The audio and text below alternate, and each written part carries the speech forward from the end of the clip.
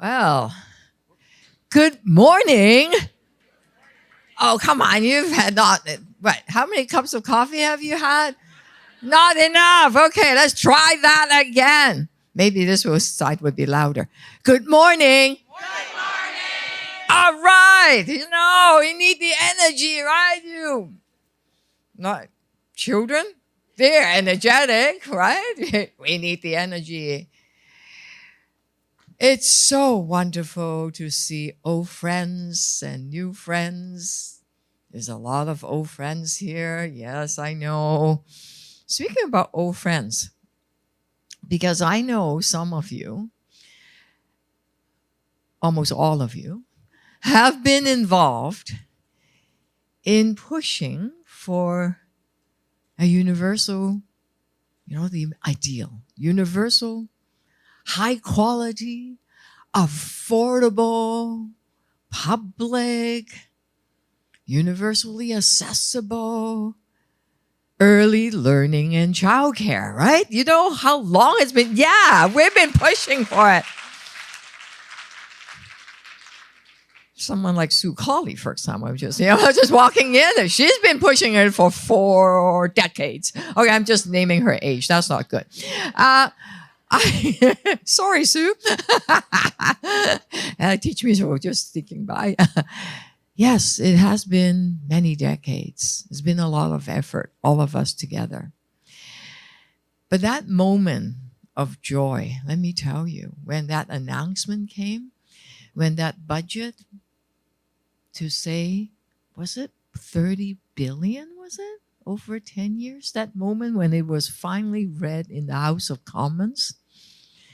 I was it was in the middle of COVID. So we did a Zoom event. We had some people gathered anyway too, but a lot of it was on Zoom, and it was that moment. There was literally no dry eyes.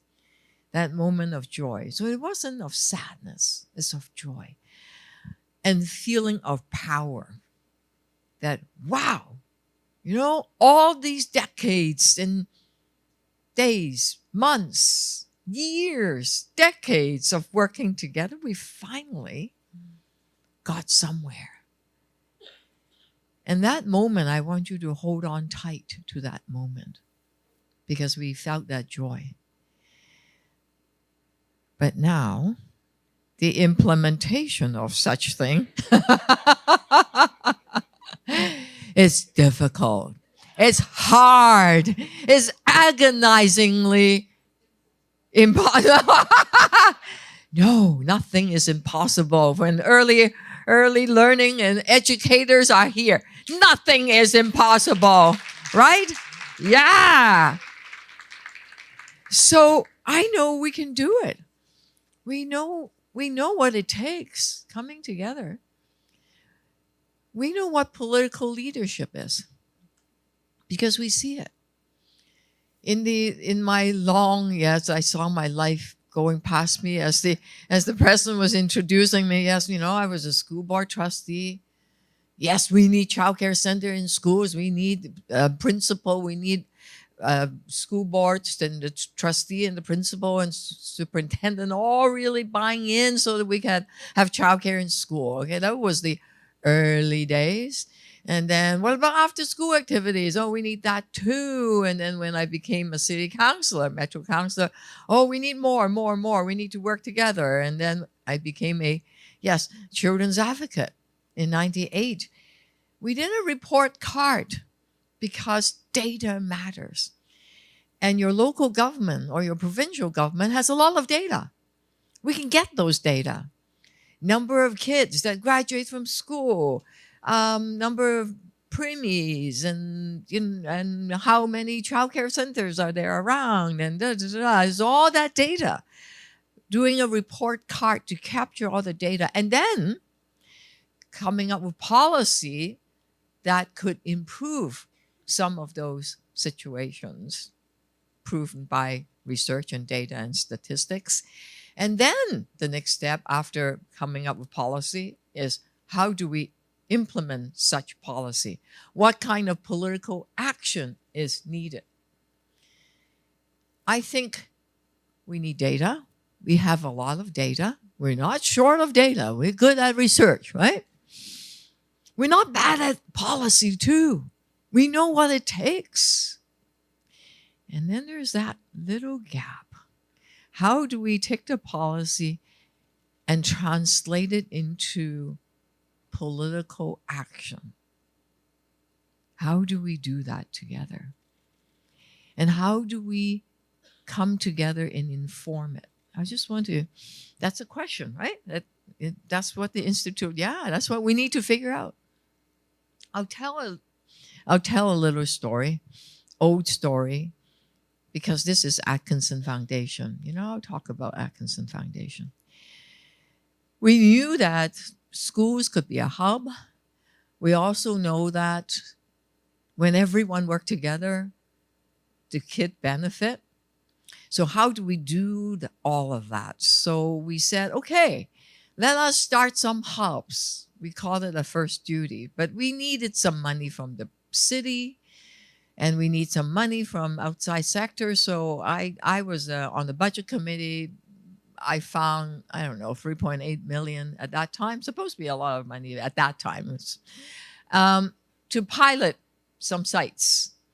Atkinson Foundation said, okay, if you do that, if you give us money, we'll give you money. Atkinson Foundation boldly set $1 million on the table. Thank you. Looking at you. No, it wasn't you. I know. It was Charles Pascal and company. I know. But it was Atkinson Foundation anyway. So, foundation, advocates, government coming together and say, okay, let's pilot. Let's look at Blue School. Let's look at some sites. Look at what's best practices. And out of it came the first duty. Eventually, Pascal and others, the provincial government said, maybe we should do all-day kindergarten. I said, yes, do it. Yeah. So we got, all of us got in Ontario all-day kindergarten in school. Isn't that great? So what does that story teaches us? That political will, but good data, practice, pilot, some foundation funds, get the provincial government on side, and then make it happen, right? The political will. Easier said, huh? Yes. That sounds easy, but it isn't. I just discovered this morning that the city of Toronto had the biggest expansion of early learning in Ontario. Is that right? I have a city staff here somewhere. Yeah. Oh, hi. What's the number? Oh, you're here. We are, in fact, the biggest number. Huh? We have, how many do we have now? Expansion? Enrolled in the program. How many? 55,000. Wow, that's a good number. Yes. That's a good growth. We can do more. Yes, the city budget, we said we're going to create more, we're going to expand more because you need hard infrastructure, we need space, and we need a workforce strategy. We need to pay you more. Yeah. Yesterday, yes. A long time ago. How do we get that, right? So I ran into another friend. My friend told a story many years ago about how hard it was as an early childhood educator to have enough money left without having to work 2 shifts, childcare work, restaurant work, and then you have enough to pay rent. You're never going to get enough to have a kid. Yeah? You're never going to have enough. You may have to put your kid in some basement, childcare something or babysitting something, because can't afford that early learning that you are doing and dedicated your life to do, because it's so, it's not cheap. This is 5-6 years ago. And yeah, some of you may know because we've been using that story and about how hard it is for early childhood educator because the salary is so low. So they teach, care, love our kids, and yet they can't afford their own kid. That's scandalous. That's horrible. That's unjust. Yeah. We had that story. Alana, you're here. Alana's story had been yeah, Alana's here. Yeah. And we said we're not going to take that anymore. She became the head of the AECO, went back to school. Yeah, yes. And she has a 5-year-old and a 2-year-old now because the salary range has bumped up a bit more, but we need so much more. Why do I tell that story? Because stories matter. Because story touches people's heart. So when we come together, how do we bridge that from policy to implementation? Is that let's tell the stories.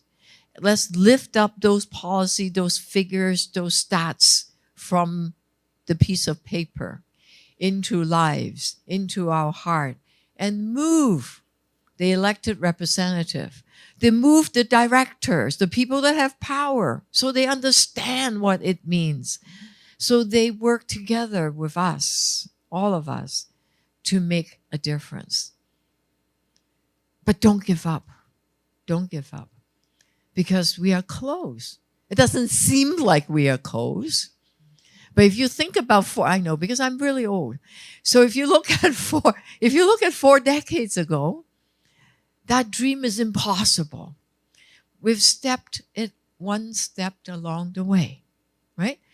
From no one actually ever think we are ever going to get national child care program. They even pass a law in Parliament saying that early learning in child care needs some strings attached to it, but that's not beside the point. In terms of how monies flow to the provincial government. But we had that. We had Doug Ford signing the deal. We got that. We got early child, all the kindergarten. We got that before then. And then we are now implementing it, not quite correctly, but we could fix it. Let us continue to work together. Be bold. Okay? Do not believe that you can't achieve it. Love to quote my late husband, don't let them tell you it can't be done. Don't ever let anyone tell you it can't be done. Of course it can be done, right? So keep dreaming what is possible.